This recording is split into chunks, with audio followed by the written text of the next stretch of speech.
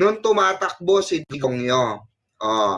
At nung kasalukuyang nakaupo si Digongyo, 'di ba? Yung matandang gumaganong-ganon. 'Di ba? Yung may ketek na sa utak. Kaya ito mga kababayan, matibay ito na ebidensya itong mga lumalabas ngayon na nasa investigasyon na kung saan ay nabibisto po itong mga kayamanan nila. At meron na nga pong ongoing na parang ipraprocess na itong pagbubukas ng bank account. Di umano ng mag-amang Duterte, mga kababayan. Sino po? Si Sara po at itong si Digongyo. Galit na naman mga DDS niyan. Sigurado.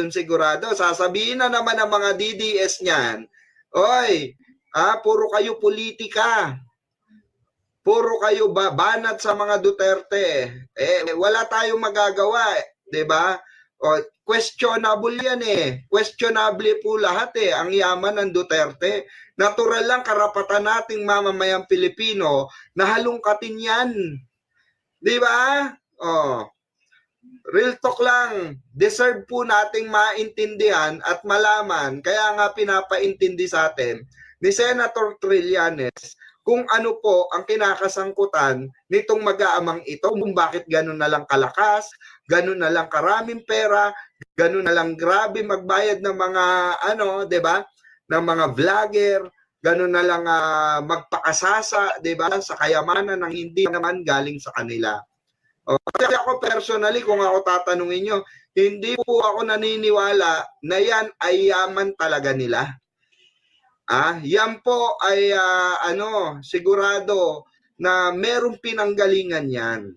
Hindi man lahat galing sa taong bayan, hindi man lahat galing sa confidential fund, hindi man lahat galing dito sa mga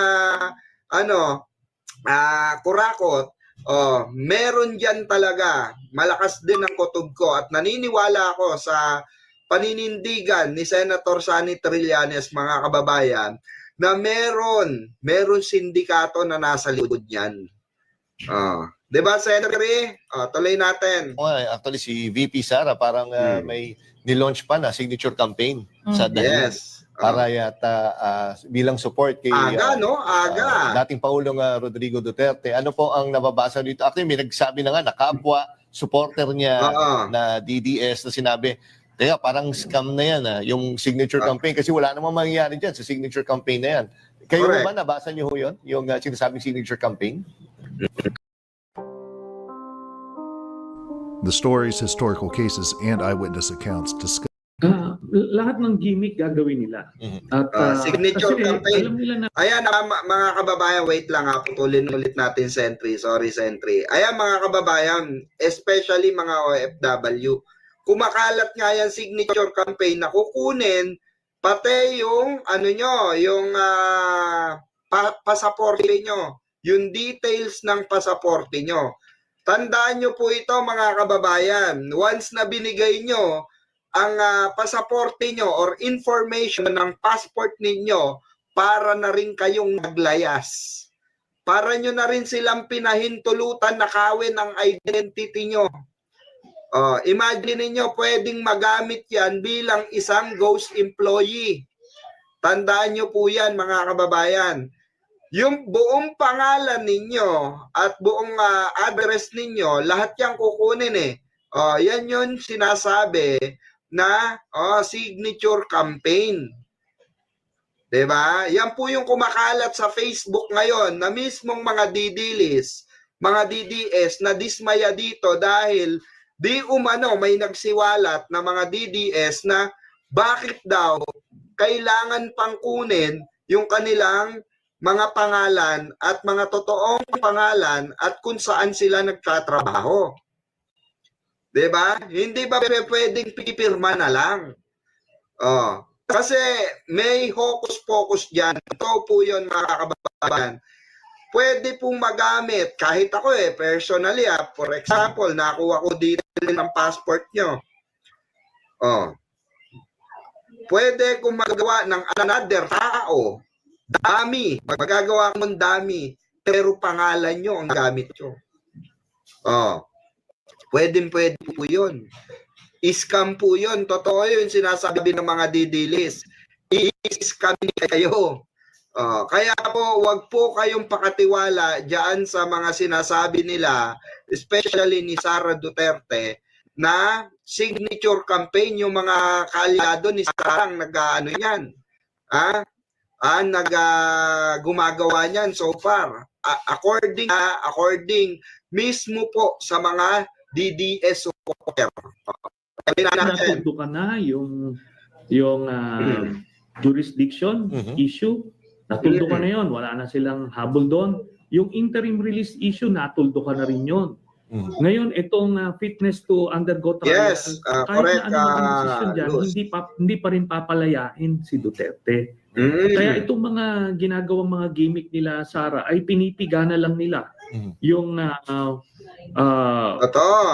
yung sympathy ng taong bayan, yung mga suporta nila, para nga magamit nila sa politika. Yun na lang po ang layunin nitong mga magkakapatid na to, para ay magamit na lang yung sa politika, pangalan ng tatay. Ng tatay nila. Correct. Balikan ko lang yung 7. Eto kasi yon mga kababayan, yung totoong reality ng politika. Dahil alam na po nila na hindi na makakalabas si Digong, kaya ang ginagawa nila, I'm sure sinabi rin ni Digong yan, di na ako makakalabas dito mga anak.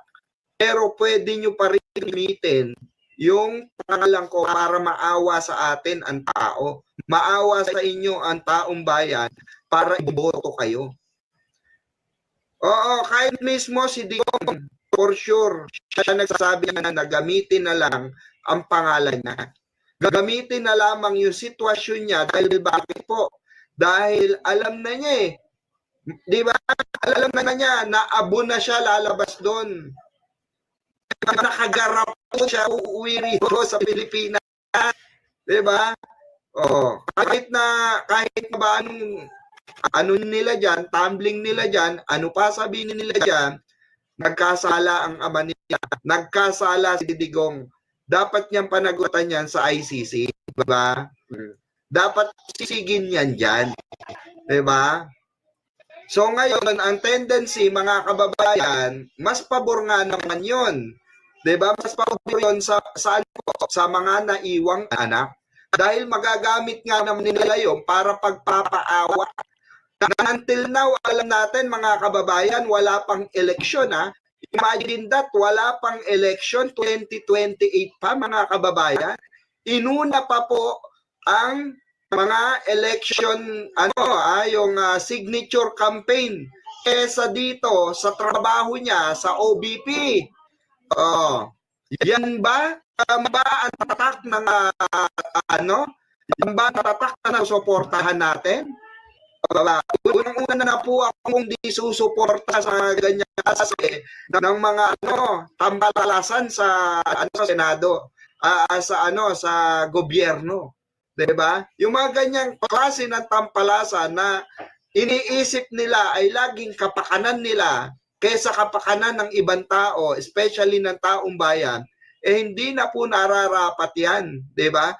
Hindi na po nararapat yan na maupo pang muli. Diba? Real talk. Tuloy natin. 15 countries, kung sa tingin nyo po ay 2 o 3 out of 17 yung talagang pupuntahan niya, ano-ano po yung mga bansa dito? I would think baka ang isa doon yung The Hague talaga dahil bibisitahin niya yung tatay niya. For sure. Ano pa po yung ibang mga bansa na sa tingin nyo yung talagang pupuntahan niya out of the 17 countries? Hindi na po muna natin sasabihin until we get the proper confirmation. Pero may kutob na kami dun sa ilang bansa na pupuntahan nila. Of course, nandiyan na nga yung The Hague, if at all. Kasi parang obligasyon na nga sa kanya yun, yung pagpunta. Tama. Hindi naman dahil gusto niya. Kundi kailangan nilang pumicture doon sa para kunyari meron silang malasakit pa rin sa tatay niya. But other than that, ay meron silang mga, kumbaga, pinupuntahan for some Can you please just hear me out? No, all work management platforms are the same. They take forever to learn. Ako, commercial pa. Wait na lang. Transactions. Bakit kunyari, may something ba sila ng kanyang tatay? Apart from hindi siya yung, parang hindi siya yung paborito ba? Dahil nga, sabi nyo nga, may mga perception na tamad nga raw po siya, sabi na mismo ng kanyang tatay. Doon naman ho sa mga Siyempre, kumbaga gagamit na lang. Alam naman yan, practically estranged yan sila eh. Kaso tuwing mga eleksyon, kailangan nilang gamitin ng isa't isa. Correct. Hindi nila, kumbaga, matanggal yon kasi ini-expect yun nung mga supporters nila. Correct. Ganun lang po, no? Kasi yung mga, siyempre, mga blind supporters nila, talagang they are looking at them as the ideal Filipino family. But alam niyo, pumumulat lang nila yung mata nila, talagang makikita nilang there is something wrong dito sa mga anak ni Duterte at kay Duterte. Makita mong dysfunctional family sila at talagang hindi sila napalaki na maayos. Ganun lang po yun. And Senator, pahabol na tanong lang bago namin kayo pakawalan, may info na ho ba kayo kung talagang may warrant na talaga ito si Senator Bato de la Rosa? Posible kaya lumabas ito bago magpasko? Ayan, yung warrant. Alam niyo po, at this point in time, none of us can confirm or deny the existence of a warrant. Si Bato, nasa kay Bato de la Rosa na lang yan.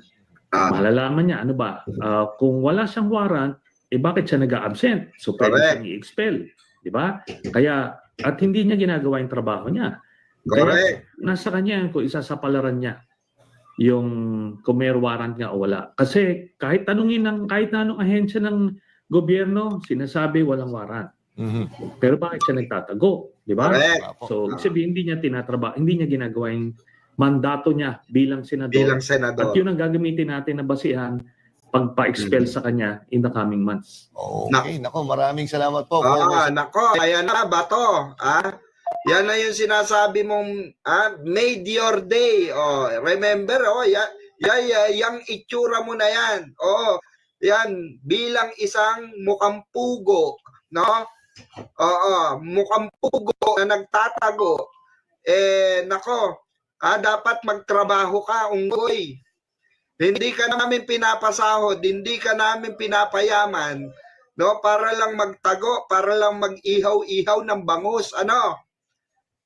Magtrabaho ka. Bakit ba takot na takot ito, mga kababayan? Simple lang.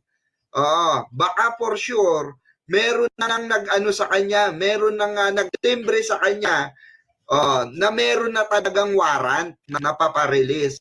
Kasi anytime na meron ng warrant, kaya tambayan na siya. Hindi na siya makakawala, babakuran agad siya ng PNP. Hahatakin na agad siya ni Senator Sonny Trillanes. Ganun yon. Kaya itong si Bato, itong ulupong na ito, mga kababayan, itong lalangot ni Digong, ito ay nalalapit na po ang sentensya dito. Diba? Kasi kung matatandaan natin, no, puro angas lamang po ang binabato nito sa sambayan ng Pilipino.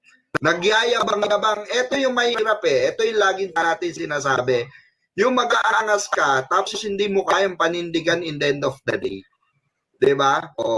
For example, example lang, si Bato. Sino ba itong Birador Pikwa na to? Mapuntahan. Pumunta ka rito, suntukan tayo magdamag. Walang problema. Gusto mo eh. Diba? Kaya kong panindigan. Diba? Kaya kitang harapin. Diba? Makunat ka na eh. Diba? Makunat ka na. Tingnan mo nga, malaki pa tiyan mo sa akin. Diba? Uuba pa ba pag suntukan kami nito? Diba? Baka isang bira ko lang dito, matulog na sa lamesa to. Kaya ito yung mahirap sa mga ganitong klase ng senador na puro yabang, puro gulpihan ng alam, puro kaangasan ng alam, hindi naman alam yung kanilang totoong trabaho. Diba? Kagaya ni Binoy, diba? Kagaya ni Binoy, hindi alam ang kanyang mandato sa kanyang trabaho. 'Di ba? Mungkatin mo, nagsama-sama itong mga unggoy na ito sa iisang lamesa. Oh, saan po? Sa Duterte Black na walang kakwenta-kwenta. 'Di ba? Meron pa parang bakla na daldal si Marco Beta. Oh. Yan yung sinasabi natin, boto kayo ng boto ng mga ulupong na ganito. Dreaming of living in Spain? Now you can easily master the language and secure your visa with our Spanish immersive. O kaya sa susunod na eleksyon mga kababayan, wag na po kayong wag na po kayong magboboto ng mga ganito katatanga, ha? Ganito kababalasubas na mga senador. Kawawa po ang bayan natin.